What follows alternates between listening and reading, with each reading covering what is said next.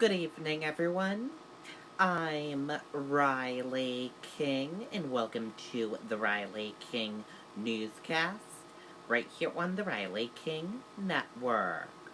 We have a lot of news this evening, so let's get started.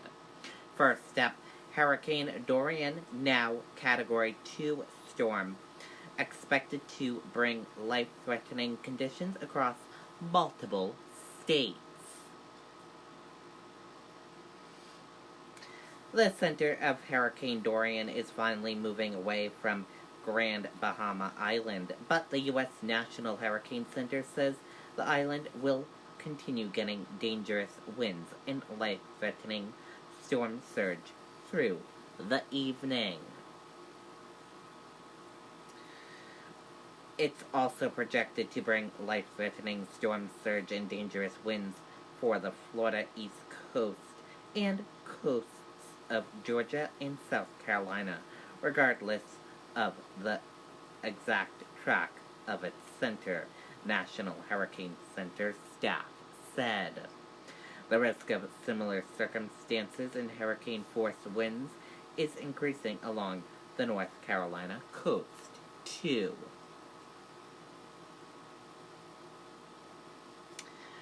Governor signs bill aimed at preventing cancer in firefighters.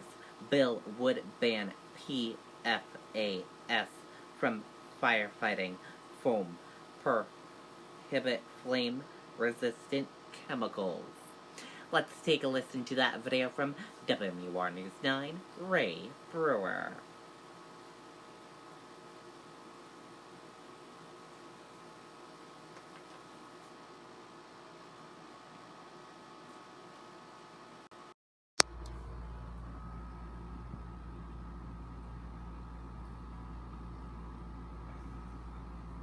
Out the door when it matters most. For more than a decade, he's been right there, everywhere. And when American jobs are on the line, he leads the charge. ABC's World News Tonight with David Muir is America's most watched newscast, and we thank you. Cancer rates are through the roof when it comes to firefighters, and so what they've done here is taken a major step in helping reduce that. That major step became reality Tuesday morning at the Hampton Fire Department as Governor Sununu signed two bills into law.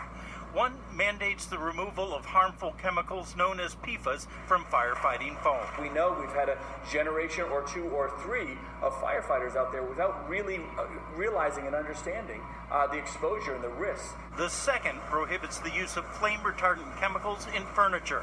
Experts say those chemicals didn't work and actually did more harm than good. Fire smoldered for a longer period of time before that flame propagated. As a result, the public was exposed to these toxic smokes and these gases for a longer period of time. The law does contain a provision to ensure that retailers aren't left with unforeseen expenses. It offers appropriate notification and consumer protections to retailers in the state so they would get full reimbursement if these items are inadvertently shipped in. The governor says that it's important that the laws passed actually address the issues that concern firefighters in the field. But I think these bills really do get to the heart of the matter. We can't thank the legislature enough for their support. Firefighting is a hazardous duty to begin with. They've helped make it less so. Everyone agrees that there is more to be done, but they also agree that these two laws are a big step in making firefighting a safer profession. Reporting live in Hampton, Ray Brewer, WMUR News 9. Okay, and there you go on that video and that report.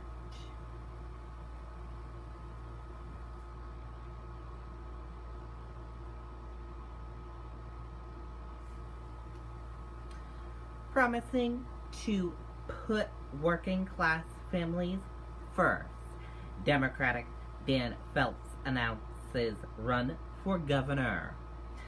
State Senate Majority Leader, former legal aid attorney, cites his modest upbringing, says Sununu concerned about big corporations.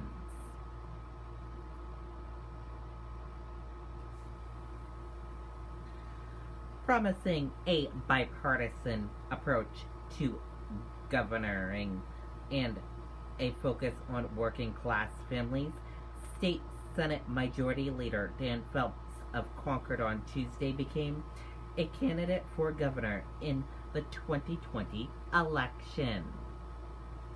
Phelps' announcement came in a 4-minute video shared first with WMUR, in which the 40-year-old husband and father of 2 young daughters recounts his upbringing in a working family, headed by a father who was a laborer and a mother who spent many years working at a part-time job to make ends meet. Phelps is the first Democratic to formally announce a full-flagged candidacy to take on Republican Governor Chris Sununu, who is running for a third term, 2-year term. Democratic Executive Council Andrew Levinsky in July announced a formation of an exploratory committee in a primarily step toward a run, but he has yet to make his candidacy official. Also considering running for governor are 2020 Democratic governor nominee and former state Senate Molly Kelly and former Portsmouth Mayor Steve Marchand, who ran unsuccessfully in the 2016 and last year. Phelps, in an interview Monday with WMUR, discussed his overriding reasons for becoming a candidate. Phelps was referring to Sununu's veto of a state budget primarily because of his support for new cuts in business tax, which were removed in the budget passed by the Democratic-controlled legislature. Phelps also cited the addiction crisis, a need to press paid family leave legislation into law, and a need for improvements in job training and apprehensive programs. He said gun violence prevention, voting rights, and women's reproductive rights will also be issues in the campaign. Phelps noted that Sununu has voted 53 bills, many of which were passed with bipartisan support. Sununu shattered the previous record of 15 vetoes by a governor in the legislative session, which had been held by former Democratic Governor John Lynch. Phelps is a graduate of the University of Northern Iowa and earned a master's degree from Georgetown University and a law degree from the University of Iowa. He worked for New Hampshire legal assistance for about a decade and successfully entered elective politics in 2014 when he won a tough Democratic primary and then easily won the general election in the highly Democratic District 15 to succeed former state Senate President Sylva Larson. He was re-elected in 2016 and again last year and was named Majority Leader by Senate President Donna Saucy. Phelps sponsored several key bills, and as Majority Leader, he held the push for numerous other Democratic authorized bills during the past session. Some of his key legislative initiatives were a paid family and medical leave program, a minimum wage bill, a Medicaid expansion reauthorization bill, and legalization to shore up staffing at the Division of Children, Youth, and Families. Phelps' parents, Dave and Lynn Phelps, are prominent in the announcement video, which focuses on the candidate's working class upbringing. Lynn Feltz opened the video by saying, "As a parent, you hope to teach your children to have integrity, take care of your family and your community. Most of all, value of hard work."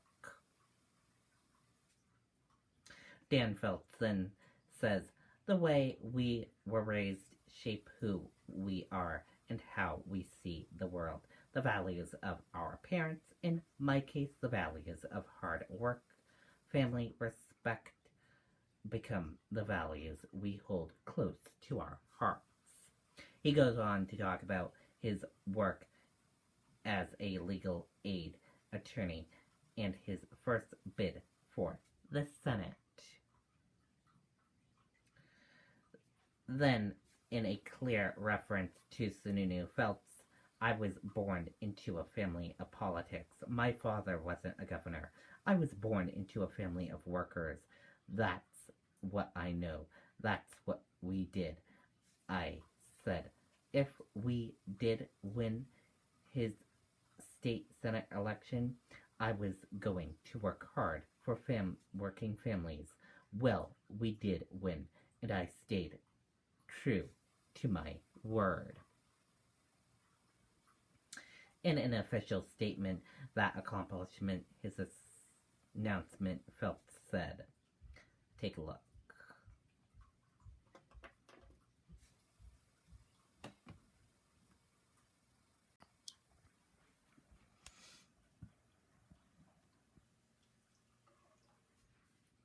As you can see here. Also, Golt of NHGOP said,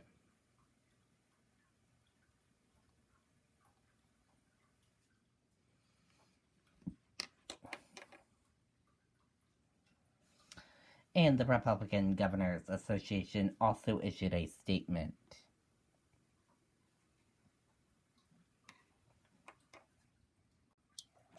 And there you go on those statements.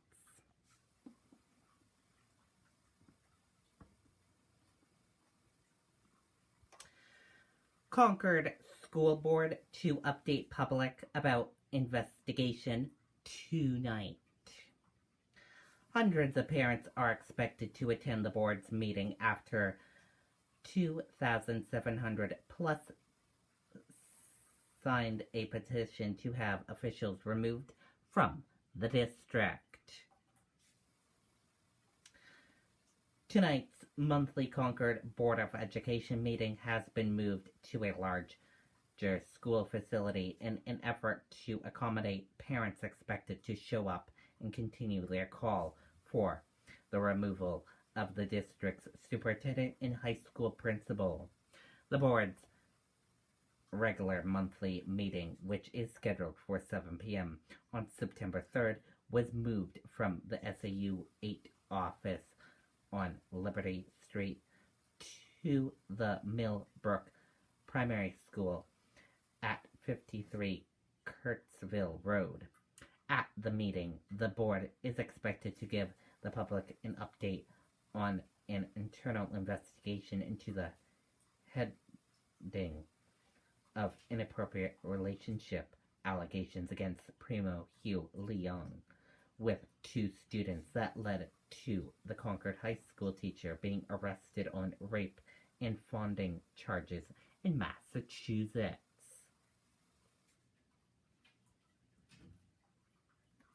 With no specific information was offered in the board packet, it is listed on an agenda item.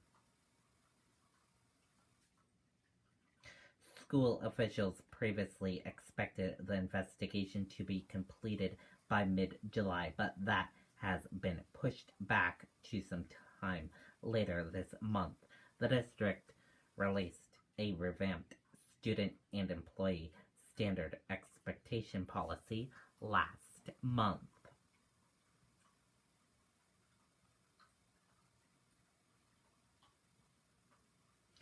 Parents group react to the apology letter from the superintendent.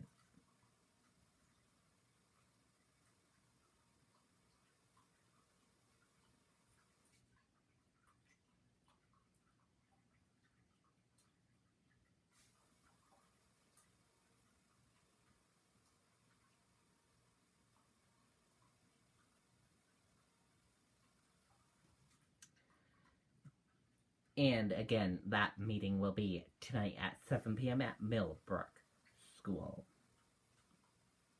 Car crashes into light posts. Parked SUV in downtown Concord. Concord police and EMTs were sent to the intersection of Main and Pleasant extensions after an elderly man crashed his vehicle. Concord firefighters and police were sent downtown for a report of an accident between a vehicle, a light post, and a parked vehicle. The call was reported at around 2:15 p.m.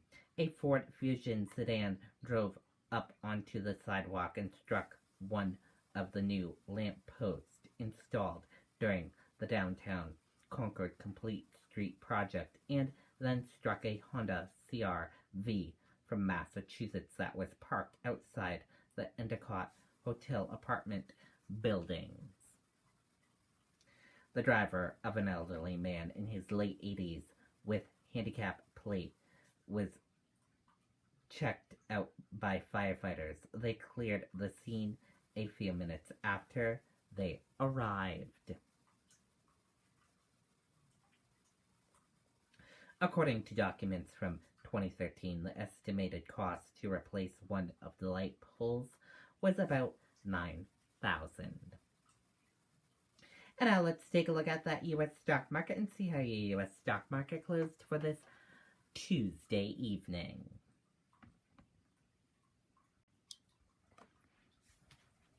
And here's a look at that U.S. stock market for all of you.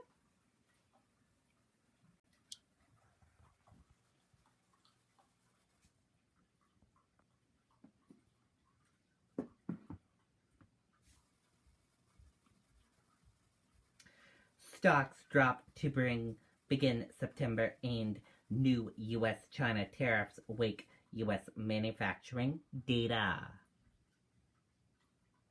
Stocks fell on Tuesday, the first trading day of a historical tough month after the world's two largest economies began imposing new tariffs on each other goods. Weak manufacturing data also dented investment sentiment. Walmart ends all handgun ammunition sales. Ask customers not to openly carry guns into stores. Business will continue to sell long barrel deer rifles, shotguns, certain ammo. Walmart on Tuesday announced it will reduce its gun and ammunition sales 1 month after more than 20 people were killed in a mass shooting at a Walmart in El Paso, Texas. Walmart also pressured Congress to enact gun safety measures. And that does it for this evening edition of the Riley King Newscast, right here on the Riley King Network. I hope you all have a great rest of your evening. I'll see you back here tomorrow for another newscast. Good night, everyone, and bye.